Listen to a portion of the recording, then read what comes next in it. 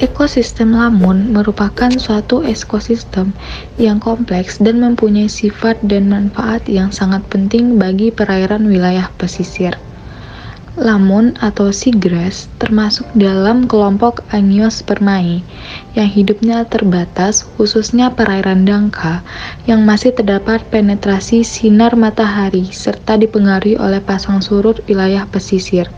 Ekosistem padang lamun memiliki fungsi pokok sebagai dasar pelindungan, pemijahan, serta nursery bagi biota asosiasi seperti ikan karang dan menghambat erosi di permukaan sedimen. Lamun merupakan sumber makanan bagi beberapa jenis herbivora seperti penyu, dugong, dan beberapa jenis invertebrata. Daun lamun yang mati membusuk merupakan salah satu sumber nutrien pada ekosistem pesisir.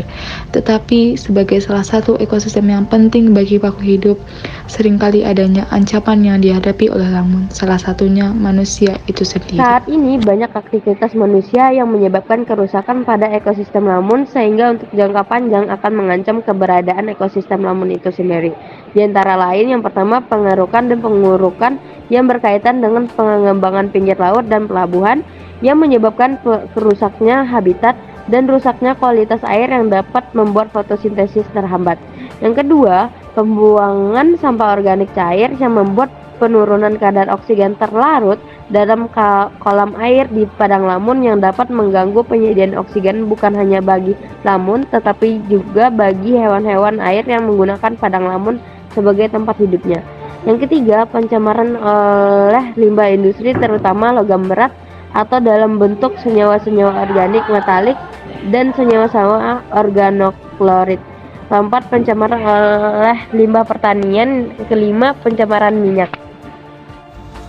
Solusi yang dapat diberikan pada permasalahan yang ada di ekosistem lamun yaitu melakukan penelitian dan pemantauan berkelanjutan pada ekosistem lamun untuk mendukung upaya konservasi.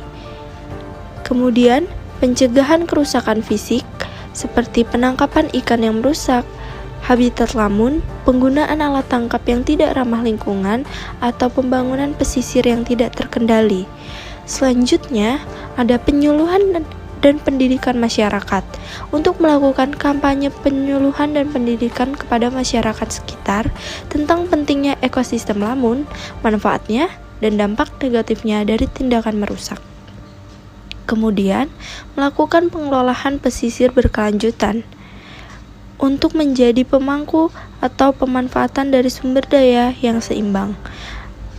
Selanjutnya, melakukan revegensi dan rehabilitasi, di mana ini merupakan program untuk merehabilitasi lamun yang rusak, melibatkan masyarakat dan meningkatkan rasa tanggung jawab kepada ekosistemnya.